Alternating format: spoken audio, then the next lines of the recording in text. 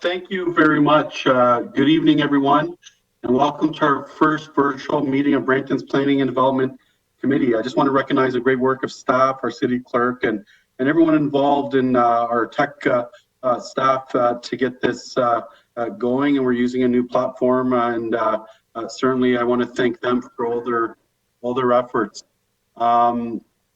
This meeting will be held through remote electronic participation in accordance with the Municipal Act 2001 as amended by Bill 187, the Municipal Emergency Act 2020, an order in council for March 2020, which amended the Emergency Management and Civil Protection Act and prohibits public events of more than 5 people. City Council has authorized virtual meetings of its committees with all members participating remotely to facilitate the continuation of city business during the current pandemic. We will begin in the meeting with the city clerk calling the roll for attendance at today's meeting. Members of committee, I will call your names, starting with Councillor Santos. Here. Councillor Vicente. Present. Councillor Willens. Present. Councillor Willens. I'll come back to you. Councillor Paleshi. I'm here, Peter. Councillor Bowman. Present. I'm here, Chair. Peter. Thank you, Councillor Willens. Chair Medeiros is here. Councillor Williams. I am here. Councillor Fortini. Councillor Fortini.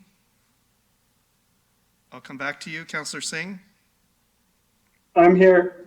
Councillor Dillon. Sorry, Peter, I'm here. Thank you. Councillor Fortini. Mr. Chair, I'll check in with Councillor Fortini. He may be having technical issues, but I know he was present before the start of the meeting, so we do have quorum. Okay. Our next item is approval of the agenda.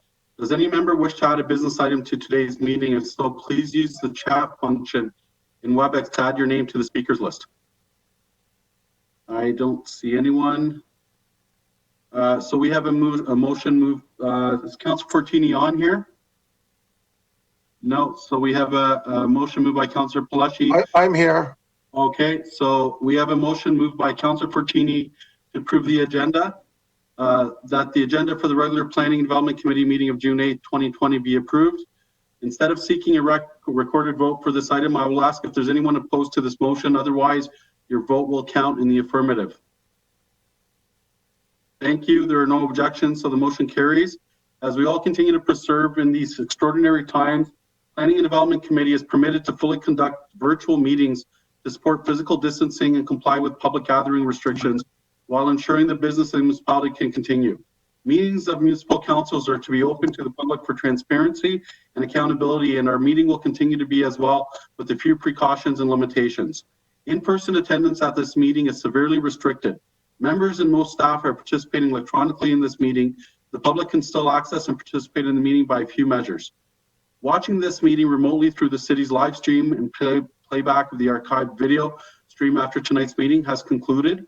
And prior to the start of the meeting, pre-registration with the city clerk's office to speak as a delegation before the committee during this virtual meeting to share your comments and provide your input on a specific agenda item on tonight's meeting agenda. Prior to the start of tonight's meeting, sending written audio or video submissions to the city clerk's office to be provided to the committee for consideration during this virtual meeting as your input on a specific agenda item. During tonight's meeting, submitting questions about the agenda business and recommendations may be made by committee tonight by emailing the city clerk's office at cityclerksoffice@brampton.ca.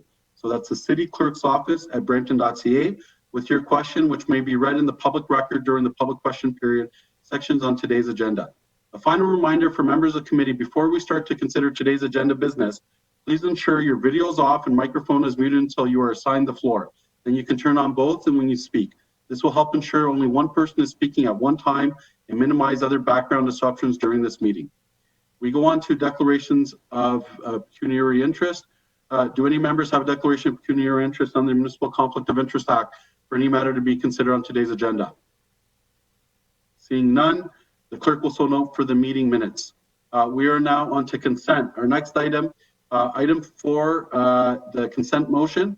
These items were listed with an asterisk on the agenda are considered to be routine and non-controversial. The consent motion is to adopt these matters on today's agenda without the need for a separate discussion on these items. Unless a member requests a separate discussion, does any member wish to add or remove an item to the consent today? If so, please use the chat function in WebEx to add your name to the speakers list. Councillor Dillon. Thank you, Chair Madero. So just before I get to the consent, I'm just wondering for just to ensure that everybody's chatting in the same chat. We're choosing the all panelists drop down. Is that correct? Or are we doing Brampton City Council to speak? Through you, Mr. Chair. So if members wish to add their name to the speakers list using the chat, they should be indicating their message to all participants. Okay, so I have all panelists there, so I guess that's what we'll continue to do. And so as per the consent, I've spoken to Councillor Singh as well, 5.3 and 5.4, both in wards 9 and 10. And we're okay with moving that to consent, those to the consent. So through you, Mr. Chair, so these are statutory public meeting items. So normally what we should be doing is presenting these items, and there is correspondence. There are no public delegations that have pre-registered. But sorry, they're reports, no? No, items 5.1 through to 5.5 are 5 statutory public notice items for which public notice was given for tonight's meeting. So in the interest of this first virtual meeting and the fact that there may be a number of people interested in these 5 items that are watching the meeting through the live stream, my advice would be that the committee should go through and hear presentations from the planners on these items, consider the correspondence, and then deal with the appropriate staff recommendations. Fair enough. Okay, so is there any other member? No. Can I have someone to move our consent motion just for item 9.1? So I'll move by Councillor Dillon. All in favor? Carried. So we go now to our statutory public meetings report. Our next section of tonight's agenda is the statutory public meeting items. This is a public meeting of the Planning and Development Committee held in accordance with the requirements of the Planning Act of Ontario. The proposals to be heard at this public meeting are the result of applications made under the Planning Act. These are not proposals of the City of Brampton unless they are specifically identified as city-initiated proposals. We have 5 statutory public meetings items on this evening's agenda, none of these which are city proposals.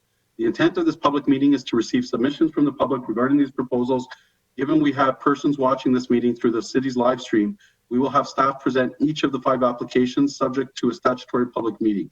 After receiving any pre-registered delegations, members of the committee may ask questions for clarification, but will not engage in debate on the proposal at this time. Committee consideration of the proposal will occur at a future meeting when planning staff bring forward the final recommendations report on each proposal. The city also has posted to its website supporting information and documentation for these development applications for public review and reference. And as a reminder, it's www.brampton.ca. We will now proceed to consider the 5 items on this evening's statutory public meeting. So item 5.1, application to amend the zoning bylaw, Mattamy Limited, Corsac Urban Planning, and are handed over to staff to Yin Sao, development planner of our planning and development services. Over to you, Yin. Thank you.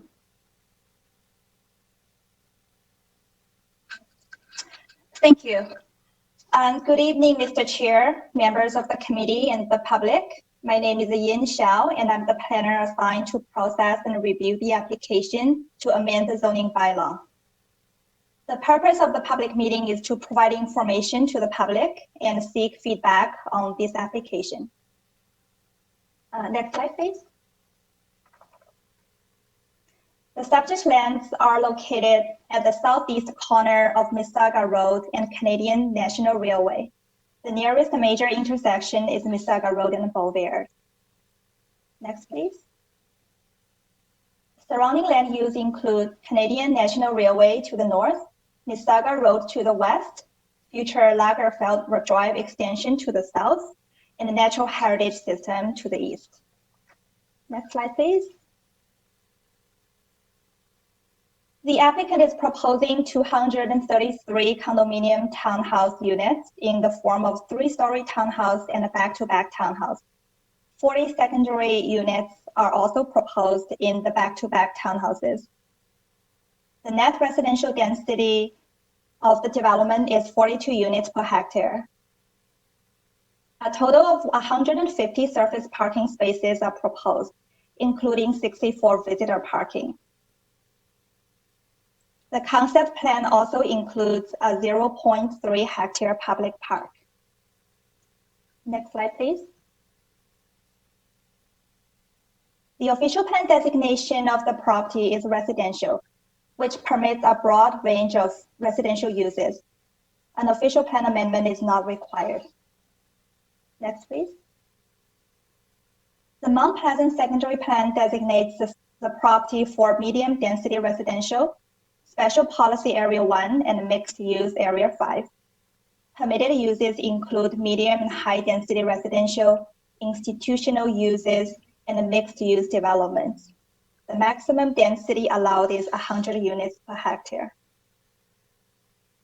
Next slide, please. The zoning designation for the subject lands are agricultural. The applicant proposes to rezone the property to a condominium, residential townhouse, and an open space zone. The application is currently under review and several technical considerations have been identified. Maybe we can move to next slide, showing the concept plan. Thank you. Access and servicing. The proposed Lagerfeld access will not be available until the road extension is completed. Staff are reviewing the interim access arrangements and may require a phasing plan. A future residential development across from Mississauga Road may potentially rely on this site to provide access and a connection to services. Staff are reviewing any impact this may have on the proposed concept plan. Density and build form. Considering its close proximity to Mount Pleasant GO Station, the site has opportunity to contribute to the development of a complete and compact transit-supportive community. Staff are working with the applicant to achieve a desirable density and appropriate build forms for this location. Parkland. The proposal contemplates a public park. Whether a public park is desirable at this location is under review. Parking. The number of proposed parking spaces do not comply with the current zoning bylaw. The applicant is asked to provide further information to justify the reduced parking rates. Next slide, please. Staff will continue to review the application, including reviewing the comments from the public. Staff will, at a later date, advance a final recommendation report to Council for a decision. Issues that have been raised will be discussed in the recommendation report. Staff will contact and follow up with those residents who have provided comments through our channels before advancing the application, the recommendation report. The report and submitted materials associated with tonight's meeting is available online. The presentation will be available online shortly. If you have any questions, please feel free to contact myself, my manager, or the applicant. The contact information is shown on the screen. Thank you and have a good evening. No. Thank you very much. I guess to our city clerk, do we have any delegations? Through you, Mr. Chair, there are no pre-registered delegations. There is correspondence identified as 14.1 on tonight's agenda related to this item. Okay. So now I will go to members of committee. Again, if you have any questions or comments regarding the presentation or staff reports, please use the chat function in WebEx to add your name to the speakers list. At the door, please. Yes. At the door, Gus. Excuse me. I think we have someone. Does anyone have any questions? No? Can I get Councillor Vicente to move the presentation and also correspondence for 14.1? Councillor Paleshi, I'll be happy to move the presentation as it is in the area that I represent. Okay, moved by Councillor Williams here. I did send a chat. I guess you didn't get it because I said I'd be happy to move the report, but if Councillor Paleshi wants to, that's fine. I guess Yeah, just a quick question, Mr. Chair. We had previously said which councillors would move which reports. Those were emails that went out. I guess my question through you, Mr. Chair, to Peter Fay, can you send those to the chair so he can, it's a little bit easier to move the agenda? Thank you. yeah, and it's so duly noted in my notes. My apologies as I scroll. I do see here Councillor Palashi. I guess we approve staff recommendations and correspondence. Okay, so the read motion of the staff regarding application to amend the zoning bylaw for Mattamy, the Planning Development Service staff be directed to work back to the Planning Development Committee with the results of the public meeting and the staff recommendation.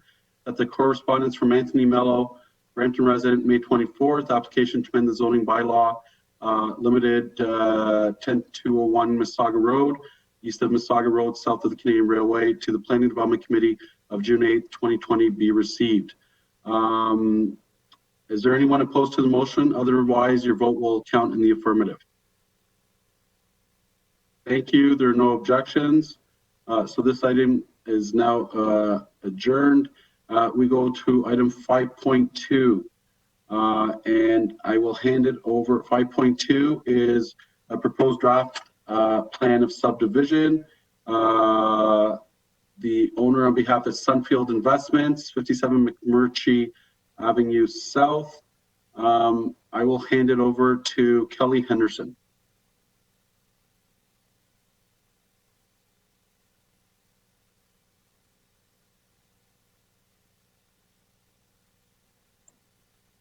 Can you hear me? Sorry. Yep. Okay, perfect. Good evening, Mr. Chairman, committee members, and members of the public. My name is Kelly Henderson, and I am the planner assigned to process and review this application. The purpose of this public meeting is to provide information to the public and seek feedback on the application filed by CondevCon Limited on behalf of Sunfield Investment Inc. Next slide, please. The subject property is located within the downtown Brampton secondary plan on the west side of McMurtry Avenue South and south of Queen Street, located in Ward 3. Next slide, please. The property is currently vacant and has the following characteristics. It has a site total of approximately 0.28 hectares and a frontage of approximately 48.73 meters along McMurtry Avenue South. Next slide, please. The draft plan of subdivision application would facilitate a proposed 15-unit townhouse development as a common element condominium. It proposes to create 2 townhouse blocks, an amenity space block, which will be an area of approximately 40 square meters in size, a block for visitor parking, and a block for the private road to service the condominium. Next slide, please. An official plan amendment and zoning bylaw amendment were previously approved to permit the proposed development. The plan of subdivision application does not propose changes to the development proposal. Instead, the purpose of the subdivision application is to facilitate establishing a specific type of condominium tenor, a common element condominium, for the development. Details for the design of the development will be reviewed through a site plan application that is to be submitted and processed concurrently to this application. The map on the screen right now is showing the property owners within a 250-meter limit of the proposed development who had received notice by direct mail with respect to the application. Notice was also provided in the Brampton Guardian newspaper and the City of Brampton website. The current property is designated residential on Schedule A of the official plan. An official plan amendment is not required to permit the proposed use. Next slide, please. The current secondary plan designates the subject property as residential medium-high density in the downtown Brampton secondary plan. Next slide, please. The subject land is zoned residential townhouse C, section 2899. This zone permits dual frontage townhouse dwellings and townhouse dwellings. A zoning bylaw amendment is not required as one was previously approved.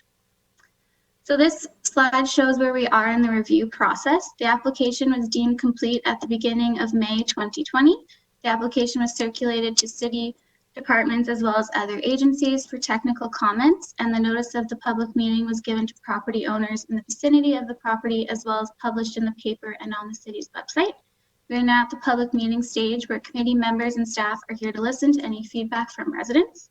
After tonight's public meeting, staff comments received from city departments, agencies, members of the public that submitted correspondence, as well as matters raised at tonight's meeting through the public delegations will be reviewed and evaluated.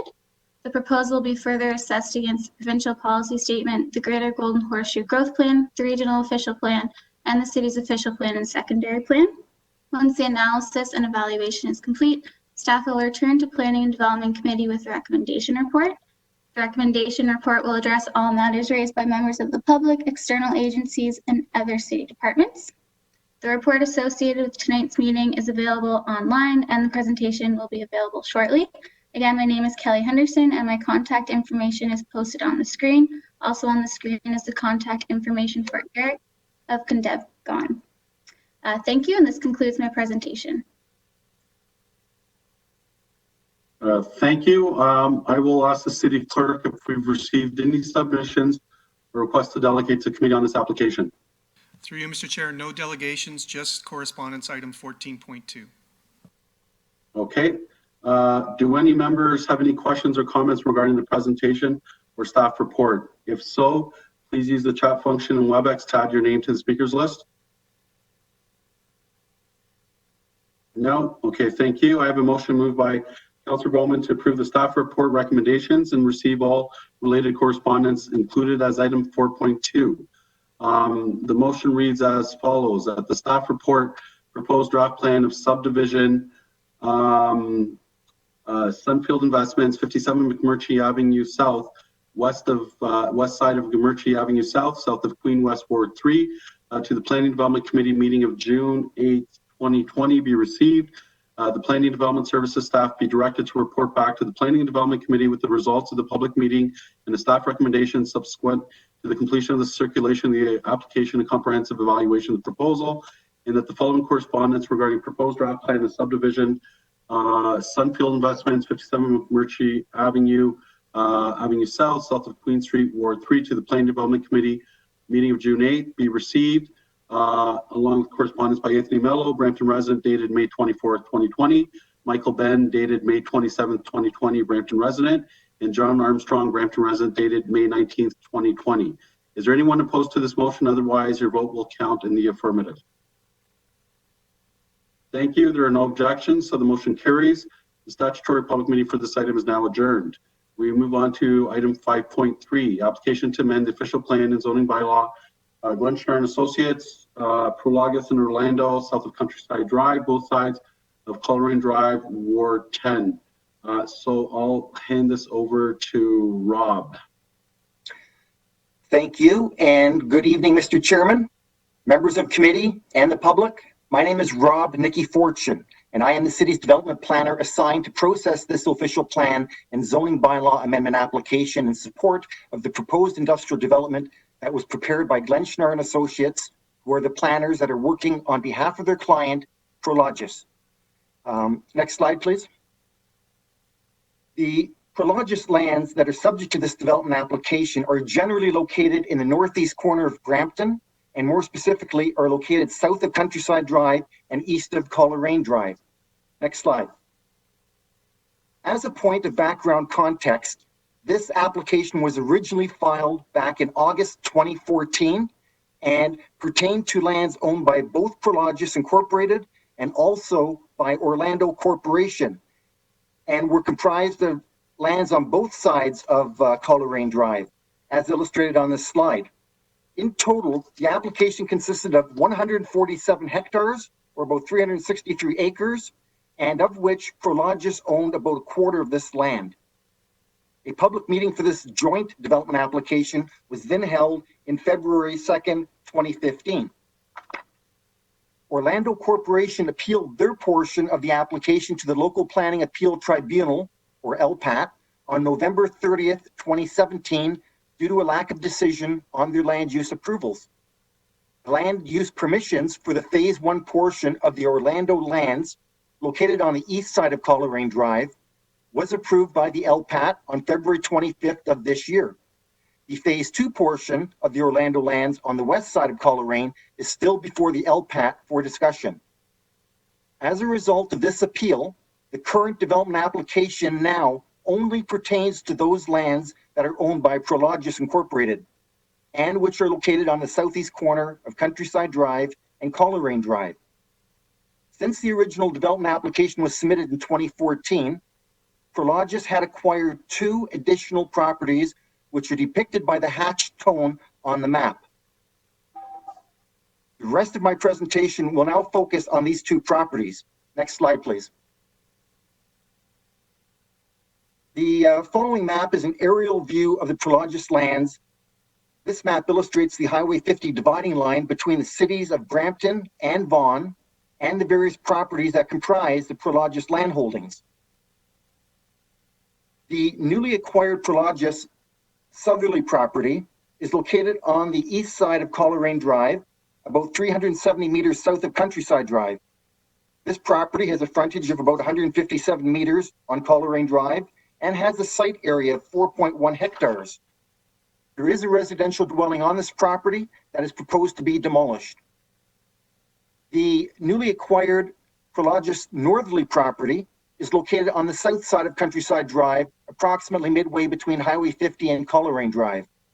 This property has a frontage of about 290 meters on Countryside Drive and has a site area of 5.4 hectares. This property is currently being used for agricultural purposes. There are no environmental features on either property or on the balance of the Prologis lands. With the addition of these 2 new properties, the Prologis lands now comprises a total area of 31.6 hectares, or about 78 acres. So the purpose of this public meeting is to discuss the Prologis properties and to obtain feedback from the public or interested parties on these lands. Next slide. The applicant is proposing to develop their lands for future industrial warehouse development. The applicant has prepared this concept tertiary plan to demonstrate how their lands can be developed in conjunction with the adjacent lands.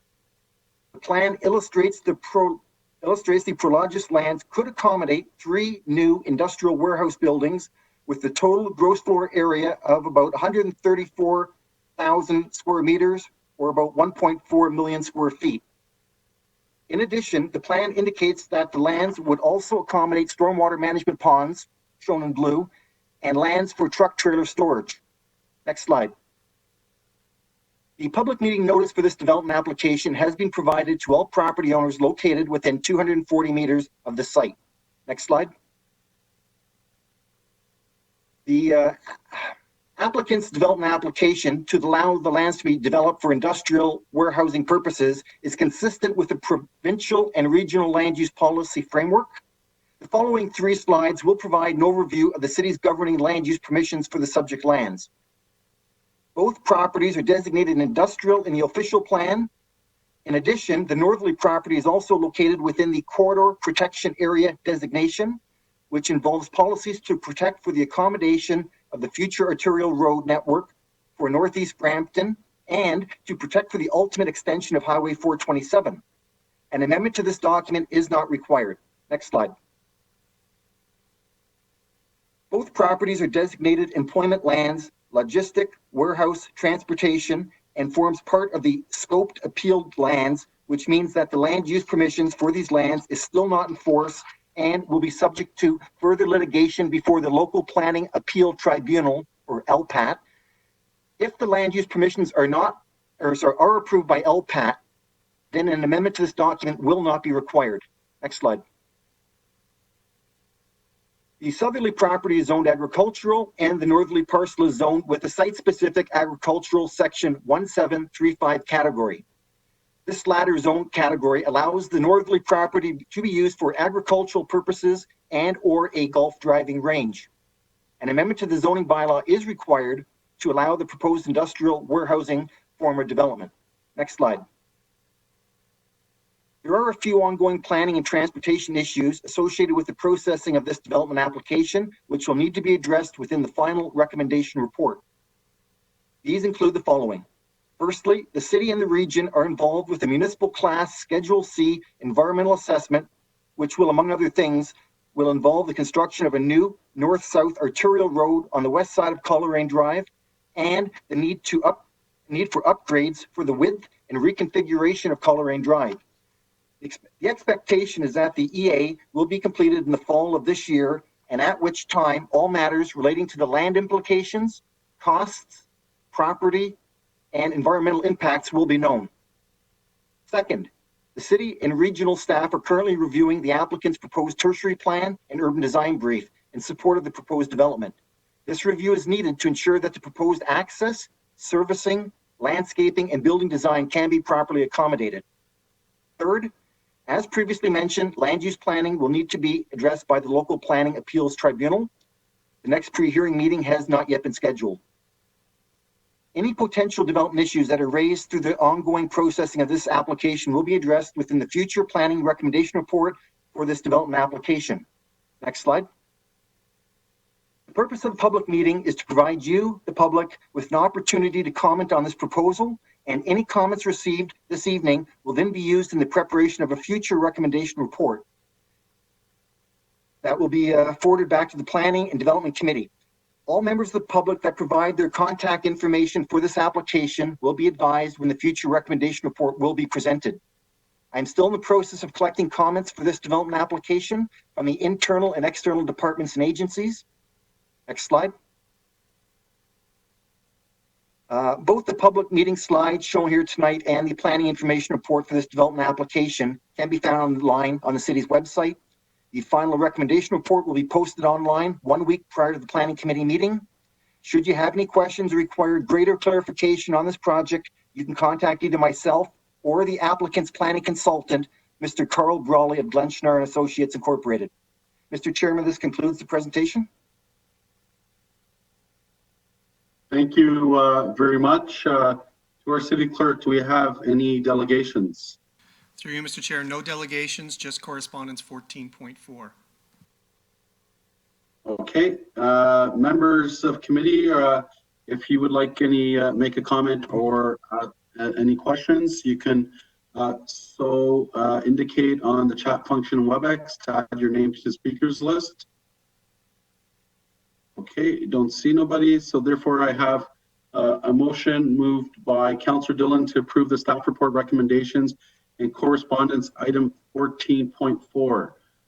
The motion reads as the following, that the staff report regarding application to amend the official plan zoning bylaw, Glenshire, Prologus, Orlando, south of Countryside Drive, both sides of Coleraine Drive, Ward 10, to the Planning Development Committee meeting of June 8th, 2020 be received.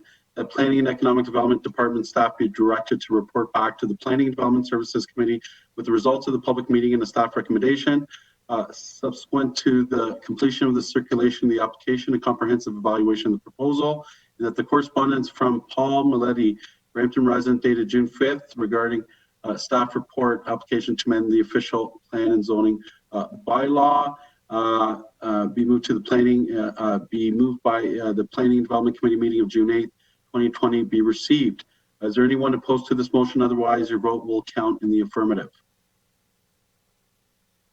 Thank you. There are no objections, and this item is now adjourned. Item 5.4, application to amend the zoning bylaw draft subdivision, west side of McVean Drive between Countryside Road and Mayfield Road, Ward 10.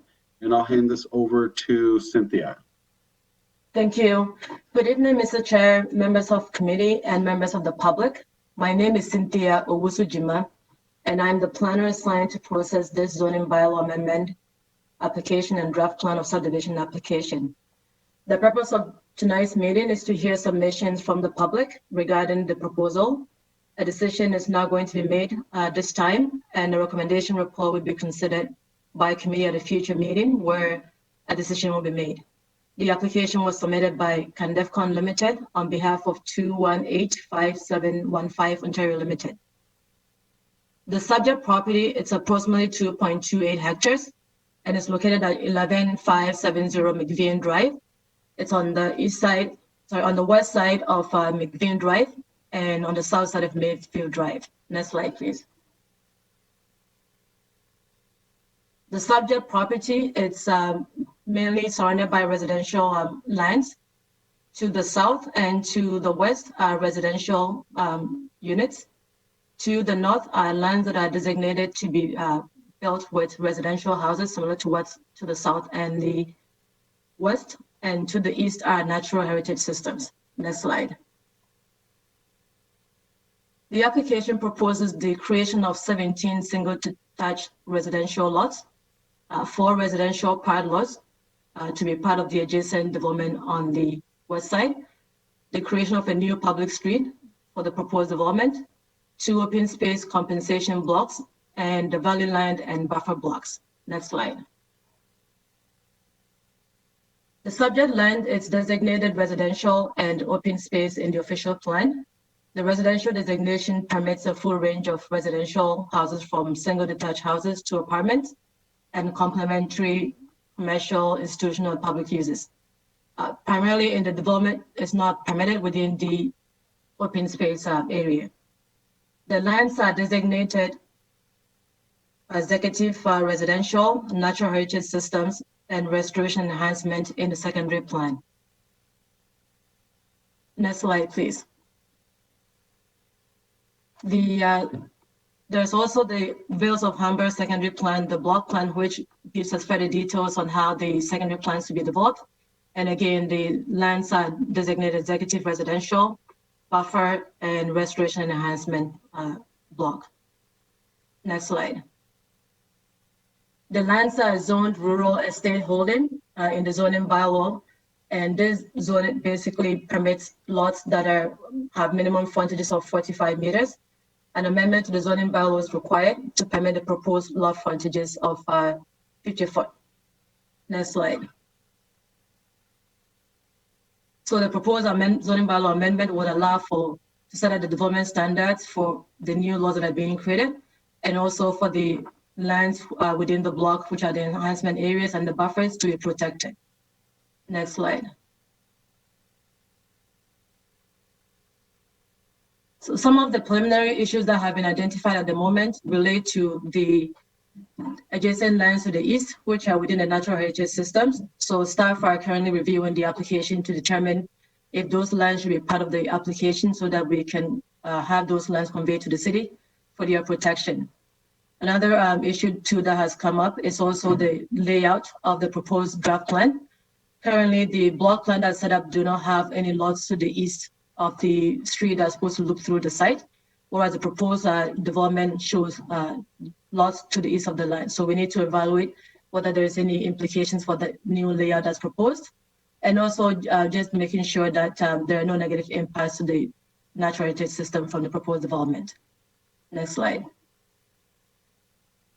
So generally, as part of any plan application, staff will be evaluating the proposal against all of the provincial and municipal policy framework that we have in the province at the regional level, and also at the city level with the official plan and various design guidelines.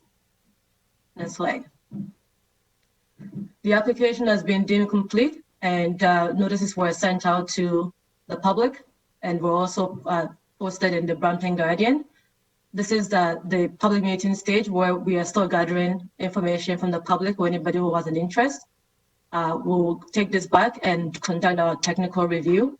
And at a future date, there will be a recommendation report that will be brought to council where planning committee, where a decision will be made on the application. Next slide. So as I said, I'm the planner on the application. The report for tonight's meeting will be, it's already posted online, and the presentation will also be posted following the meeting. If you have any questions or comments or concerns, please send me an email, or you can give me a phone call and send in your written request, or you can also contact the applicant, Eric Metso from Candefco Unlimited. Thank you, and that concludes the presentation. Thank you very much. City Clerk, do we have any delegations tonight? Mr. Chair, there are no delegations and no correspondence on this item. Okay, thank you. Do any members of committee have any comments regarding this presentation or staff? And again, I would remind you to use the chat function. No. Therefore, I have a motion moved by Councillor Singh to approve the staff report recommendations. The motion reads as the following: that the staff report regarding application to amend the zoning bylaw and draft plan of subdivision at 115070 McBean Drive, west side of McBean Drive, between Countryside Road and Mayfield Ward 10, to the Planning Development Services Committee meeting of June 8th, 2020 be received. Planning Development Services staff be directed to report back to the Planning Development Committee with the results of the public meeting and the staff recommendation subsequent to the completion of the circulation of the application and comprehensive evaluation of the proposal. Is there anyone that opposes this motion? Otherwise, your vote will count in the affirmative. Okay, so there are no objections, so the motion carries, and the statutory public meeting for this item is now adjourned. So we now go to our 5.5 staff report, application to amend the official plan, secondary plan, zoning bylaw, Smart Centers Incorporated, 370 Main Street North, Ward 1. And I believe I'll hand it over to Daniel. So thank you, Mr. Chair, members of the committee, and members of the public for attending this. My name is Daniel Watchorn, and I'm the planner who's assigned to process and review the subject application. As you mentioned, this application was submitted by Smart Centers Inc. For 370 Main Street North. The purpose of this public meeting and presentation is to provide information to members of the public and to seek feedback on the application before continuing to process. So next slide, please. So the subject lands are located at 370 Main Street North, which is right at the intersection of Main Street and Vauden Street, is within the Brampton-Flowertown secondary plan area, which is secondary plan number 6. It is in Ward number 1, and it is adjacent to the Etobicoke Creek. Next slide, please. So the proposal that we have is for a 5-story self-storage building to be constructed on the existing Kings Point Plaza property. To facilitate this, there is an official plan amendment and secondary plan amendment, along with a zoning bylaw amendment, as this use is not currently permitted within any of those documents. I will be providing more details on this a bit later on in the presentation. Next slide, please. So this is the 240-meter range around the subject lands, which indicate where direct public notices were mailed out to the adjacent residences. Notice for this application were also circulated within the Brampton Guardian newspaper and on the City of Brampton website. Next slide, please. So this is an aerial view of the subject lands. So being pointed to on the screen is directly where the self-storage building is being proposed. So directly to the north of that, as mentioned, is the Kings Point Plaza, which the entire site is a roughly 16.7 acre district retail center. The buildings are mainly at the north and east of the property, and there is one building from the plaza that fronts directly onto Main Street. South of the property are single-family detached homes, and just to the southwest is a neighborhood-style retail plaza. To the east is a 3-story mixed-use retail and office building, which mainly caters to medical-type uses, and further to the east is the Etobicoke Creek and associated open space. And to the west are various small and mid-sized retail buildings, all generally at 1 story in height. Next slide, please. So this is just another aerial view of the same site as we were going over before for added context. Next slide, please. So this slide is showing the proposed development and how it fits into the existing Kings Point Plaza. So as mentioned, the application here is for a 5-story self-storage building that will have a approximate gross floor area of 12,858 square meters. And that portion, which is highlighted in red, is on a roughly 1.5 acre site. Access to this site will be granted from Vauden Street. However, there is a driveway that is proposed to remain in place and will continue to connect the existing Kings Point Plaza to Vauden Street. Parking for this proposed self-storage building will be both at the front and rear of the building. And the portion, again, highlighted in red, is intended to be severed from the rest of the property. So moving to the next slide, please. We can go over the proposed building elevations as we have received. So these are two of the four elevations. You're looking at the west and the east. So the west elevation would be the side of the building that is facing the existing Long and McQuaid. And then the east is what is facing the existing medical office. Next slide, please. So the southern elevation is what is proposed to face the Vauden Street frontage, and then the north is what would face the rest of the existing Kings Point Plaza. In the next slide, we have a building rendering which shows a little bit better in context of how the building is intended to look. So the next slide, please. So going over some of the existing policy framework. So currently within the official plan, the site is designated as residential. Residential provides for a wide range of residential, but also complementary type uses, including retail and certain institutional uses. And this site is further refined on the retail structure of the official plan, which we can go into more detail in the next slide, which covers the secondary plan. Next slide, please. So this is showing the secondary plan. So the Brampton Flowertown plan. The subject lands are designated again as district retail. This designation contemplates a wide range of commercial type uses, which include large and small format retail and complementary uses to that.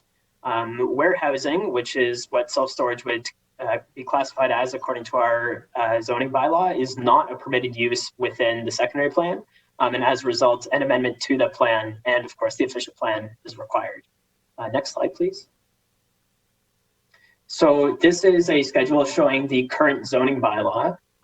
The site where the building is proposed has a sub-designation of commercial 3, special section 3171.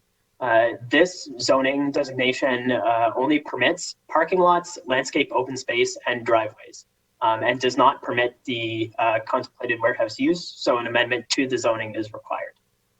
Next slide, please. So a few issues have been raised throughout the technical review of this application, which we will continue to work through prior to bringing a recommendation report forward. Some of these issues include the potential impacts of the proposal on the transportation network, be it traffic congestion, backups, etc. The building for the building and the use to fit into the local context, considering the existing built form and uses in the area, and the flexibility of the design of both the building and the site to integrate into the neighborhood now, and if there were to be a potential redevelopment in the area, how this could fit into those future uses. Any potential issues that are raised throughout the processing of this application will be addressed through the further recommendation report. And as shown up here on the screen, we are currently at the public meeting stage, where again, we are looking to collect input from the public. We are continuing to work with our internal and external technical departments to ensure that all issues are addressed. And at a later date, a recommendation report will be brought back to this committee to make a decision. So on the next slide, we just have the additional information regarding my contact information. So again, my name is Daniel Watchhorn. You can reach me at the email address that is posted up on the slide. The application was submitted by Smart Centers and the contact is up on the screen. So Ginny Tran there, and her email address is also available for questions. Further to that, there is additional information posted on the city's website, and this public meeting presentation will be posted up there shortly as well. So feel free to send any questions or comments should you have any. That concludes the presentation. Thanks. Thank you. City Clerk, do we have any delegations regarding this item? Through you, Mr. Chair, yes, we do. We have a video delegation that has been submitted by the representatives for the applicant, so I'll be queuing that up in a moment. And as well, we have correspondence item 14.3, which includes 6 pieces of correspondence from interested persons. So we are just getting ready to show the video. Just bear with us a moment, please.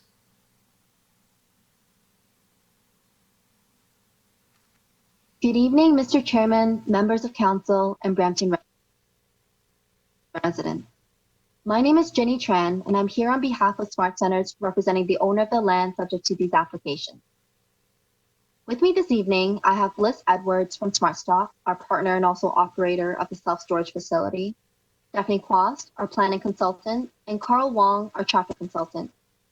We are pleased to be here tonight to provide an overview of our proposal and to respond to any questions you may have. To start off, I'd like to briefly introduce who Smart Centers is and the reason for the project. Smart Centers is a public REIT traditionally known for developing affordable shopping centers across Canada. Over the years, our mission has evolved from building shopping centers to master planned communities. We seek to integrate affordable retail with living, working, and storage solutions. As urban areas intensify and living spaces are built more compactly, we've noticed that there is a greater demand for self-storage facilities to meet the needs of smaller homes and growing businesses. That's why we partner with SmartStop on this exciting venture to build a new self-storage facility in close proximity to downtown Brampton. SmartStop is an established owner and operator of self-storage facilities with over 10 years of history in Canada. Unlike traditional operators, their primary customers are small businesses, startups, and local residents. SmartStop has over 15 locations in Ontario, and this is their third location in Brampton. They seek to continue to support the local economy and be a part of the Brampton community. For context, the development site is located on the south end of our Kings Point Shopping Centre, away from the retail activity that exists today. As shown in the image, the site is currently used as surface parking and a drive-through ATM. For clarity, we're not proposing any changes to the commercial plaza as part of this development. Rather, we are trying to repurpose this underutilized 1.5-acre site so that it can better complement the plaza and surrounding area. We are pleased to present to you our vision for the site, an attractive, modern, 5-story commercial self-storage building with the main office and entrance located along Bodden Street. The existing driveway and pedestrian sidewalk will be maintained and enhanced as part of our proposal. I'd now like to hand it over to Stephanie Quast from Bousfield, who will speak about the planning and land use context.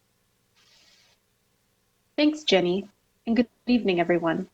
As Daniel spoke to the applicable policy framework, I will begin with the site design. The proposed self-storage facility will have a total non-residential gross floor area of 12,858 square meters. The southerly portion of the building, adjacent to Bodden Street, is proposed to be 4 stories in height, respecting the low-rise character of the surrounding area, and the rear portion, adjacent to the plaza, is proposed at 5 stories in height. Storage units are located on all floors and are of varying sizes. A management leasing office is located on the ground floor adjacent to Bodden, which will provide activity, good visibility, and increased security. Landscape buffers, comprised of trees and shrubbery, have been provided along all site boundaries, which provide soft visual buffers to the facility and help to create a visually attractive environment that will enhance the character of the site. With respect to the design of the facility, given the site's urban context, a variety of opaque materials and glazing is proposed in order to create visual interest and promote architectural diversity in relation to the existing buildings within the immediate area. The existing entrance from Bodden will be maintained and will connect to a private drive aisle that runs along the west facade of the facility. Pedestrian connections to the facility and throughout the site are provided from Bodden directly to the front entrance, as well as along the site's west property line on a new pedestrian sidewalk. A total of 23 parking spaces are proposed, with the majority of the parking located to the rear of the facility, well screened from the Bodden frontage.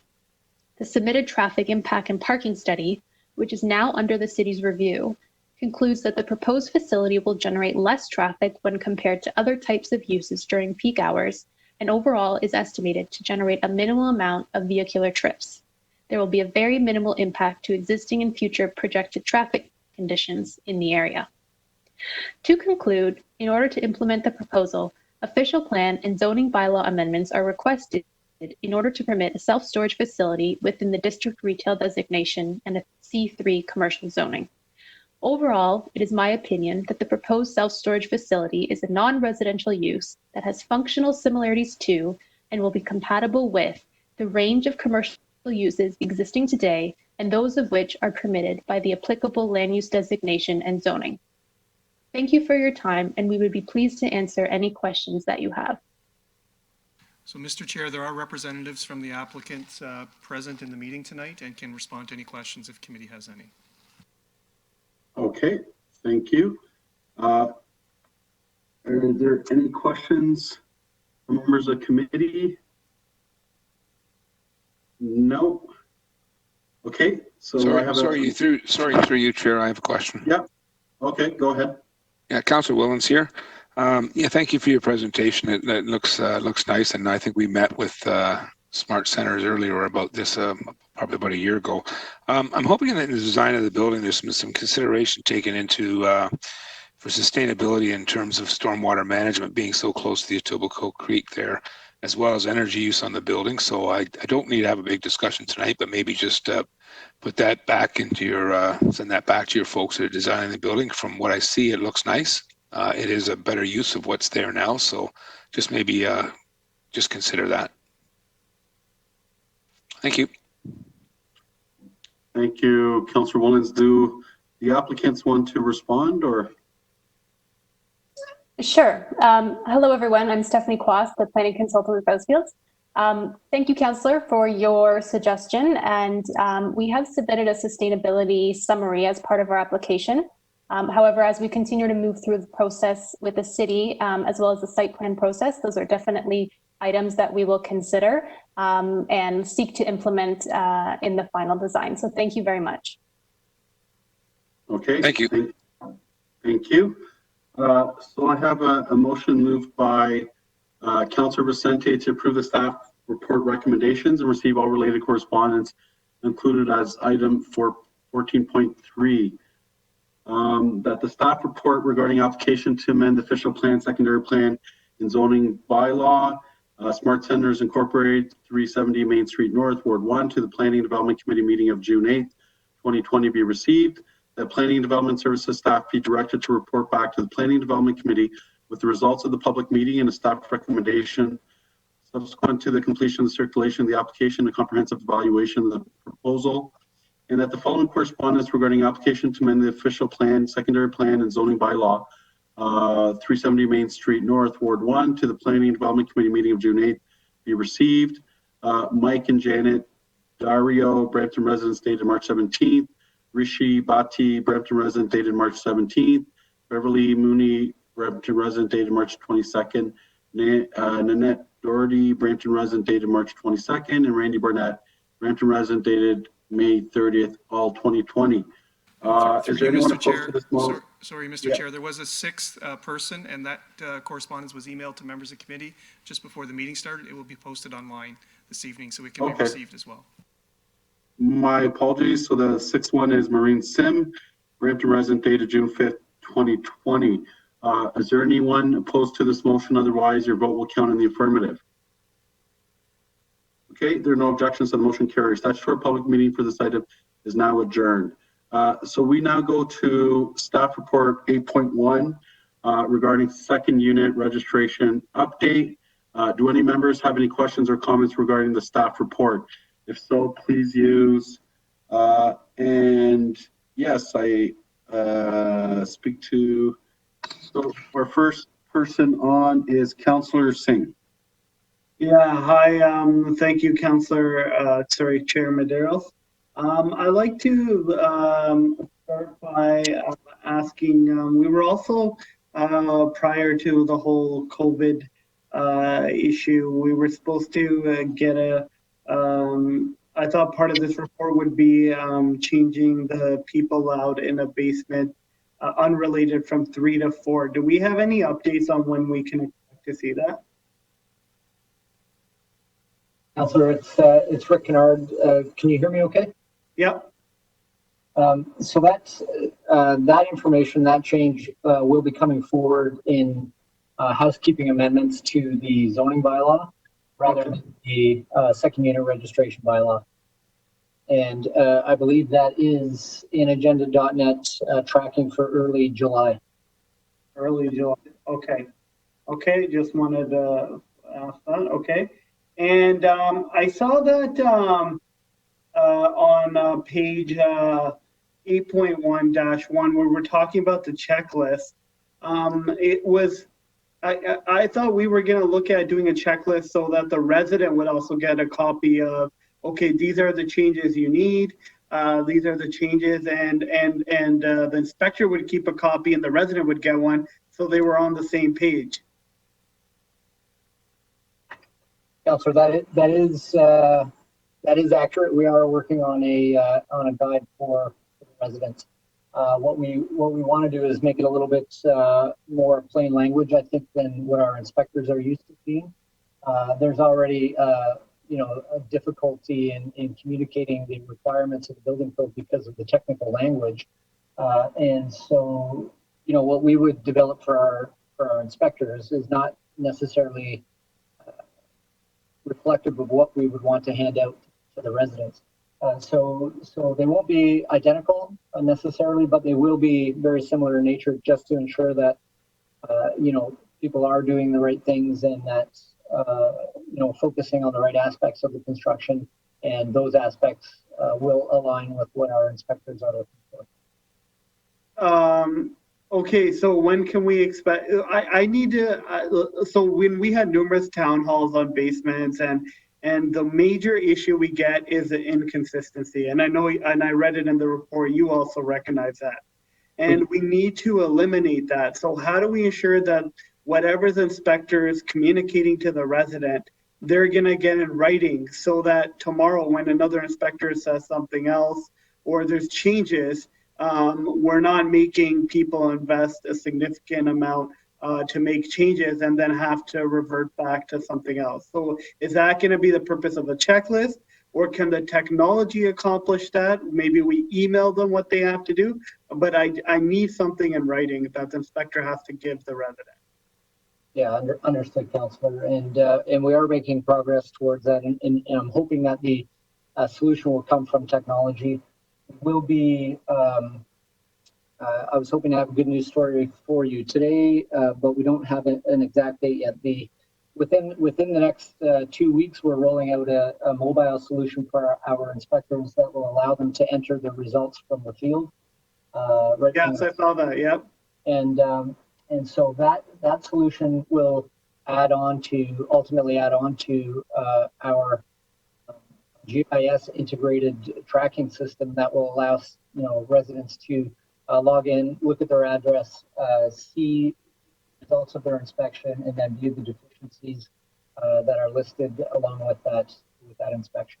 So okay, so I think that would be the way forward, even more than the checklist. I didn't know we were going through that. I read it. So maybe I'm going to amend the recommendation so we add that in writing on behalf of council, that we have, and I'll work on the wording on that. So the plumbing, I saw a reference to the plumbing on there.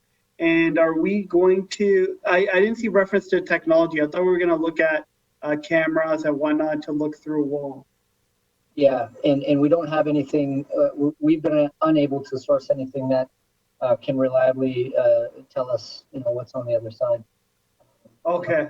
So, but I saw as a last resort, we're gonna be asking people to rip out the walls, right? It's primarily the below grade plumbing that's really the issue. The stuff that's behind the walls, Councillor, is typically fairly easy to expose with a small hole to see if the connection was done properly. Sorry, I meant below grade. Apologies. Yeah. Oh yeah, so it is the below grade, and, right? So we're doing other methods of testing ahead of resorting to exposure. It is the last resort, and only where there's visibly issues with the plumbing, and we can't see what the problem is without exposing it. Okay. And and lastly, I expect a lot more applications with given COVID and sort of the financial crunch that our residents are in. So I'm happy to see the technological improvements. I think those will benefit residents significantly. I just want to ask also, I had on my list, the generalist inspectors we were supposed to hire. Did we go through with that? Through you, Chair. Yes, Councillor, we're still working on it, to be honest with you, because it's a new position. Yeah. It has to be evaluated by the Job Evaluation Committee to be assigned a pay grade. Okay. And, that was scheduled to happen, I think, in March. Yeah, it was. Yeah, March 23rd. Yeah. And so we are getting back to the drawing board. I think there's a evaluation committee scheduled to happen in June, and it is on the agenda to be rated. So once that happens, we'll be in the clear to start recruiting for that position. Okay, because I think we will need it given how I'm anticipating a significant amount of volume. And with the technology and the inspectors, I think it'll make the process more streamlined. I'll work offline with Councillor Dillon to come up with a motion for the technology and to make sure the residents get some sort of patient, and I'll attach it to this report. Thank you. Thank you. Thank you, Councillor Singh. Our next is Councillor Bowman. Thank you very much through you, Mr. Chair. Rick, thank you for doing the report. I do have some concerns about the report itself, but the one comment I want to make is that we are continually trying to make everything easier for the landlords. And I want to make sure that we are not losing sight of making it safer for the people who are going to be living in it, more attainable for the people who own their investments and their properties and their houses around it. We still have a long way to go with registrations of illegal units, illegal rooming houses, and we are seeing it every single day. At what point are we going to have a plan for all new housing developments to have this sort of stuff built right into the house itself? Through you, Mr. Chair. It's Rick again, and that plan, Councillor Bowman, is in place now. We had I want to say in about August of last year, we had a focus group of builders come in to discuss what that process might look like in the building, to include a purpose-built 2-unit dwelling, and the benefits, I guess, that it would provide for the residents, for the city, and for the developers alike. The big stumbling block at that time was that the development charges were applicable for a second unit if they were built at the same time as the primary unit. And that has now been taken out of the equation. So in January of this year, the Development Charges Act was amended to exclude additional development charges for a second unit that is built at the time of the principal dwelling, up to just the one additional unit.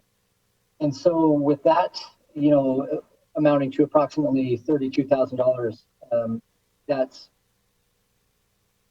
become a much more viable option for the builders to provide as an option to their clients. And so we've had a few people now coming to the counter and asking what that might look like, what that process might look like. And I don't know that it's being marketed aggressively, but I know there are a few builders in town that have started to test the market to offer that as an option for the new homeowners. Okay, I'm looking forward to seeing that coming through, because the taking existing houses in communities right now and changing them into second units, and then a lot of them become rooming houses. I would prefer that everybody who buys their home and everybody who buys a new home around these homes understands that they could become second units at any time. So they understand that when they buy their house, and they're not surprised 60 years later after their investment, they find out that there's rooming houses and second units all around them. Now, I want to ask a question. 9.41-4.1, Rick, has to do with the fire separations. And I don't know whether you want to talk about that or we need someone from fire to talk about it. But there's a reduction to 15 minutes when we have smoke alarms installed rather than a half hour. I just don't understand when we want everybody to be safe and the cost of either fire rated drywall or an extra sheet of drywall, we're willing to reduce the safety factor from 30 minutes to 15 minutes just because of smoke detectors.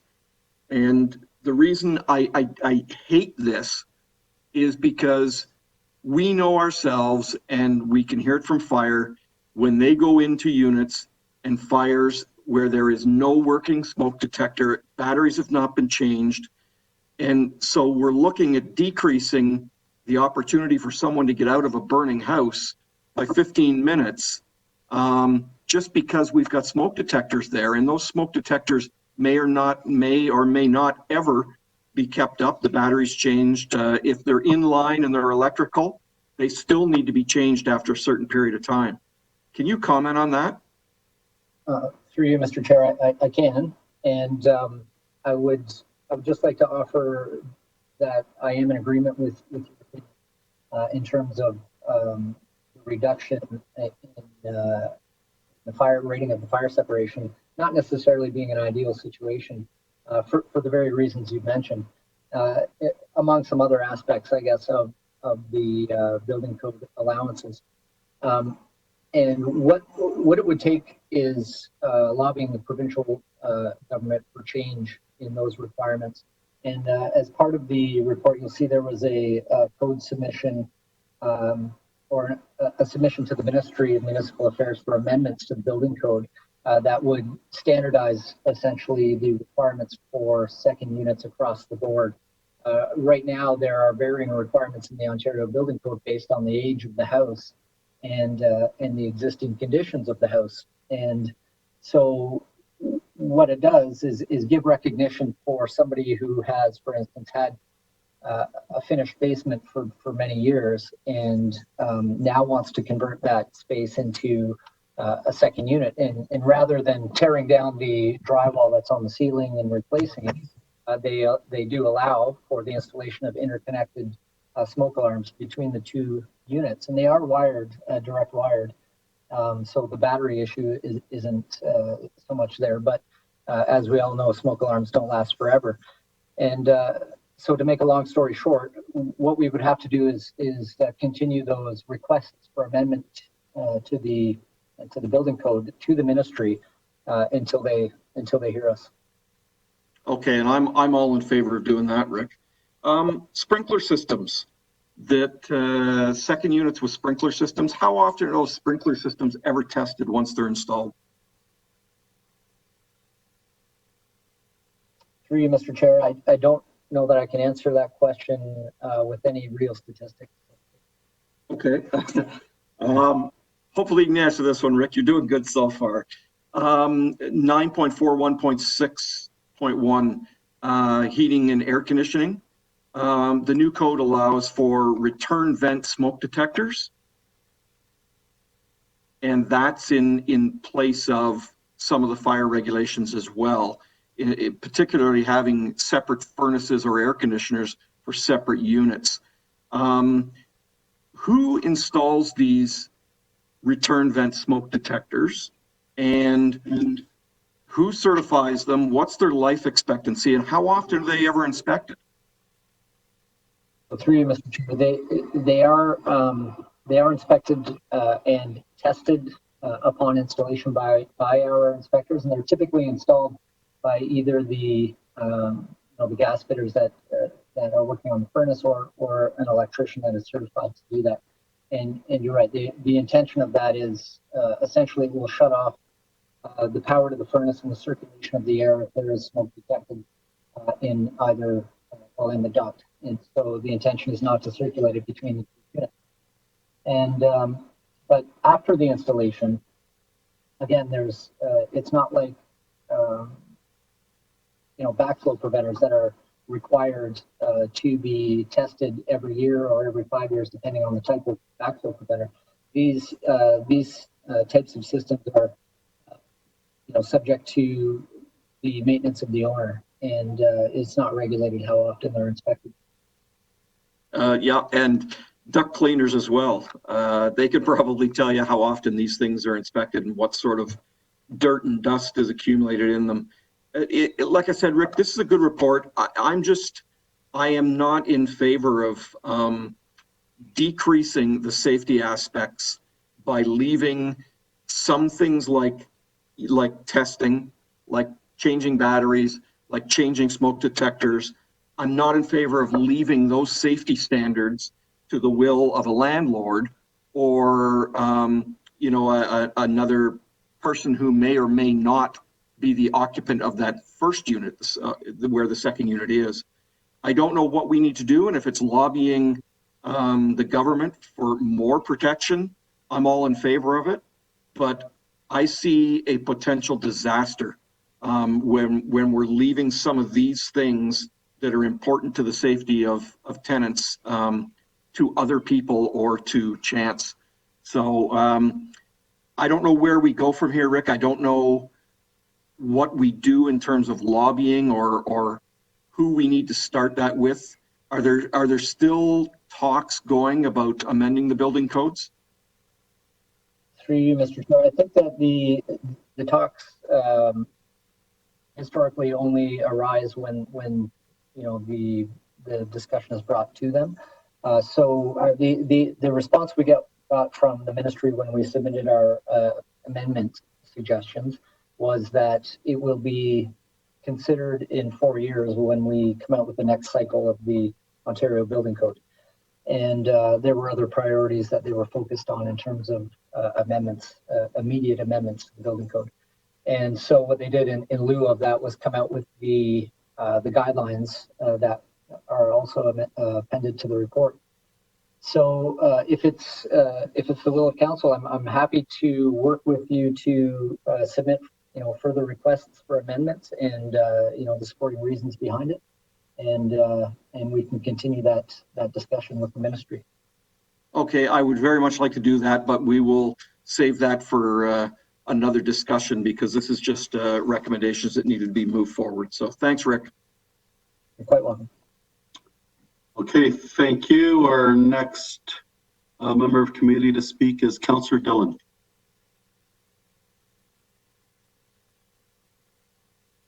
Thank you, Mr. Chair. And just want to echo some of the points that Councillor Singh had made in terms of many residents.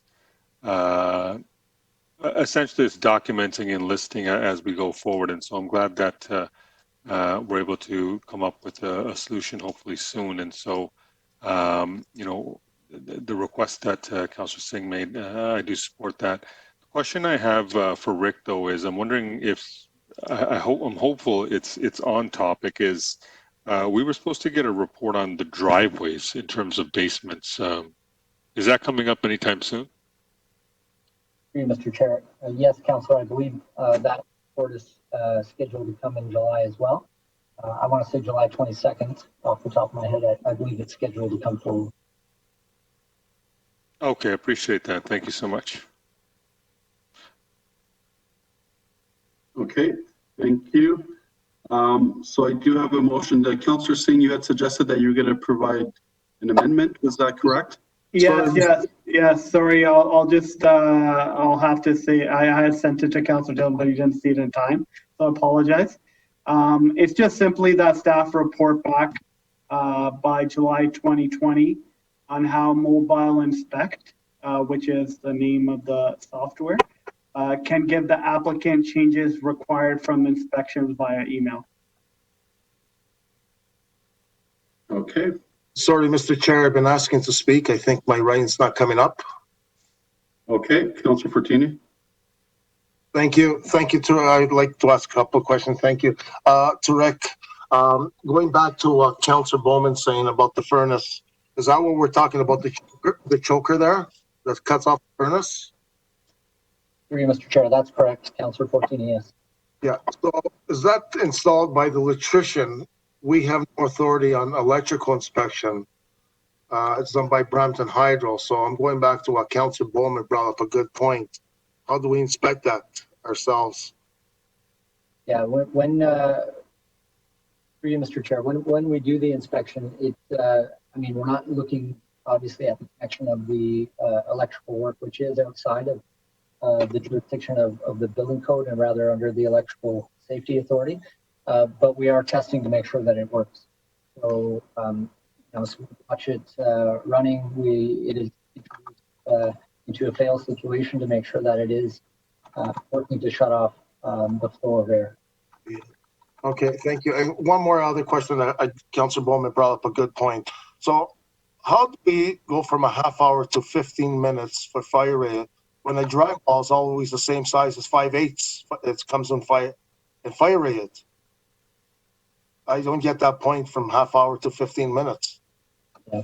So through you, Mr. Chair, Councillor Fortini, I guess the half-inch drywall, you can get regular drywall and you can get a Type X drywall. The Type X.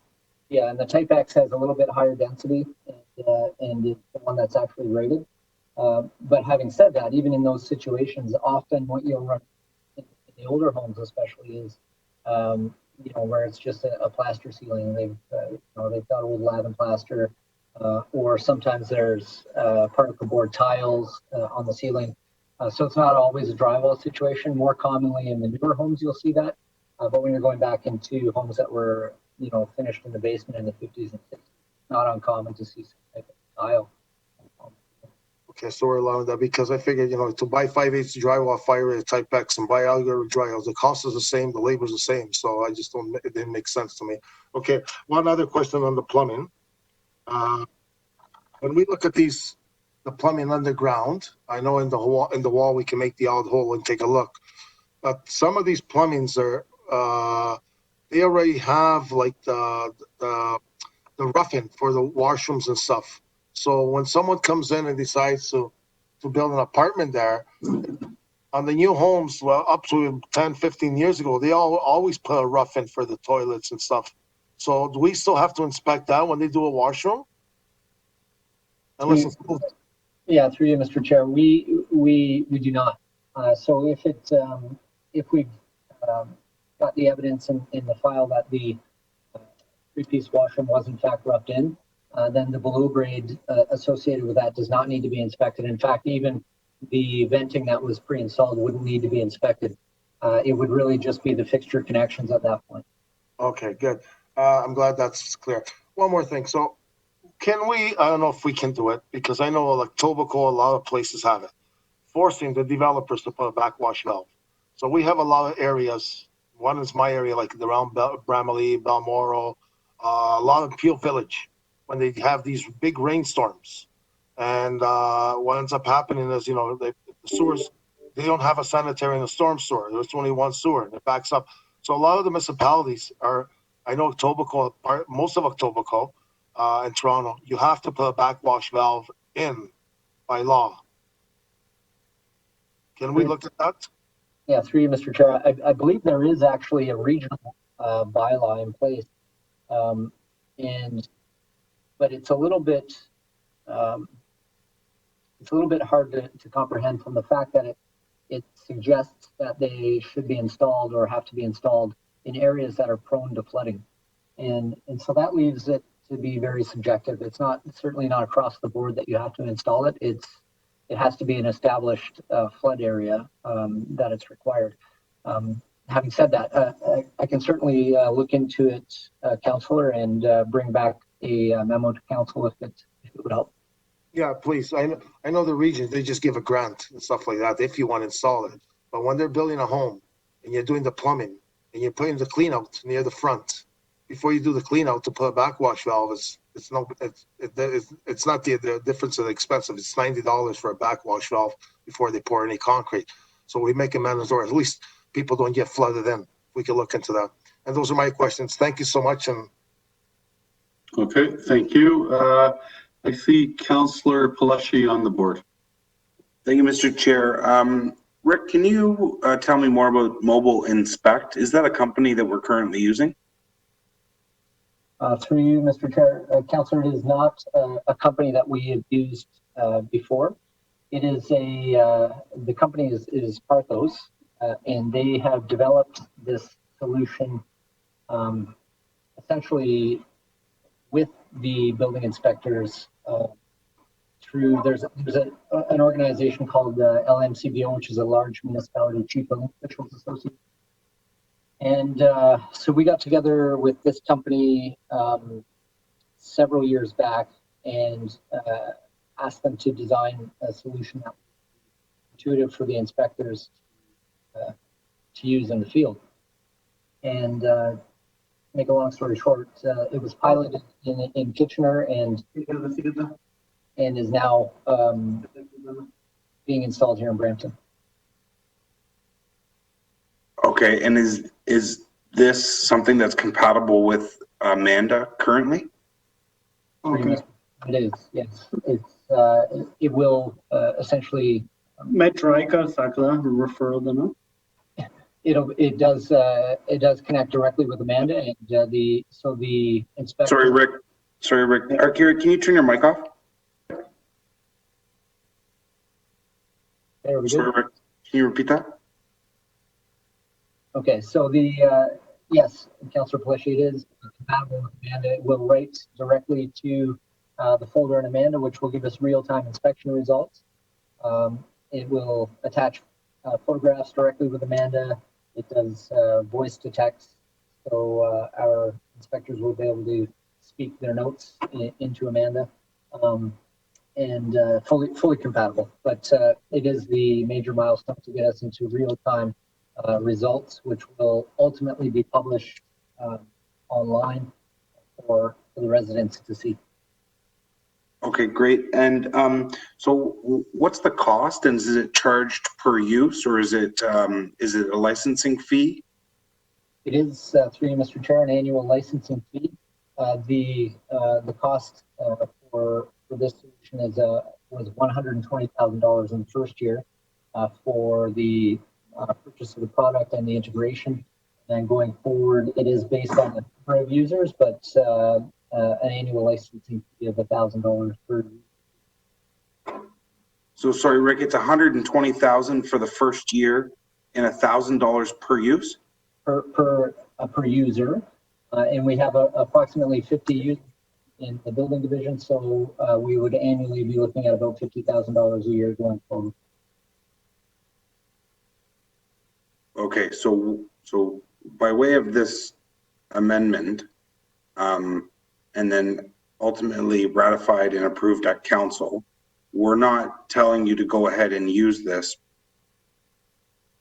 prior to us going through the proper channels of a municipality that we need to go through. No, Councillor, and through Mr. Chair. In fact, those channels were taken about 2 years ago. We went through the procurement process and all of the legal steps, and it did take about 18 months for us to get to the point of pulling the solution out. So all of those proper procurement steps have been taken, and this is paid for through.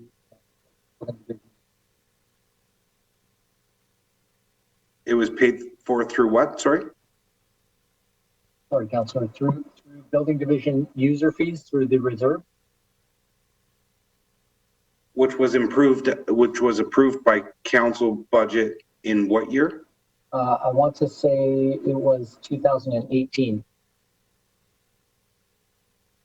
In 2018, we approved the money for what we're using now in 2020. Correct.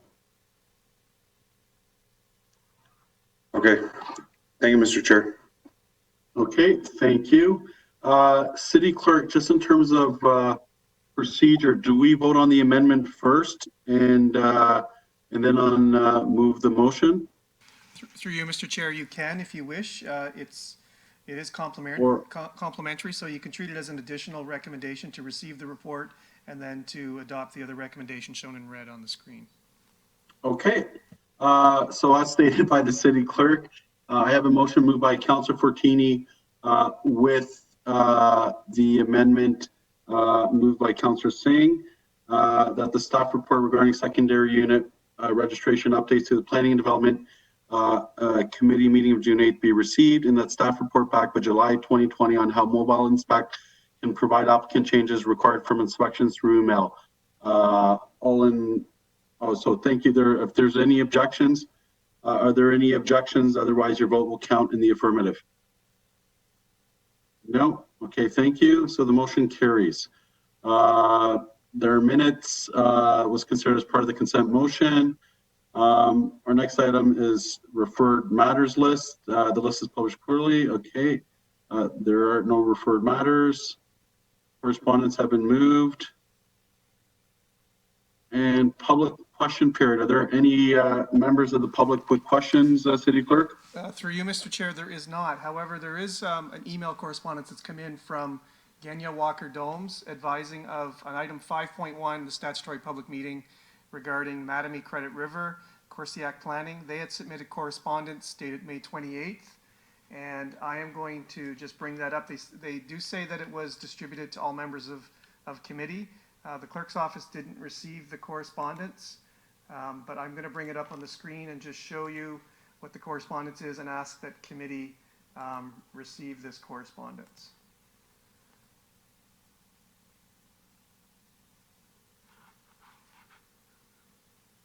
So it's dated May 28th from Genya Walker Domes, from Andrew Walker, in regards to that item 5.1 on tonight's agenda. So if committee wishes, they can receive this correspondence and the related material that was submitted, and I will resend it all to members of committee. Okay, Councillor Palosi, you had moved it originally. Are you fine to move this piece of correspondence additionally? Yep. Okay, so if there's no objections, no. Okay, so moved. Thank you, and we now go on to adjournment. So our next scheduled committee meeting is June 22nd at 7 p.m. I have a motion moved by Councillor Bowman to adjourn today's special meeting, and that the Planning Development Committee do now adjourn to meet again on June 22nd at 7 p.m. Is there anyone opposed? No. Okay, everyone stay healthy. Most importantly, stay home and practice physical distancing to help flatten the curve of this COVID-19 emergency. Good night. Thank you very much.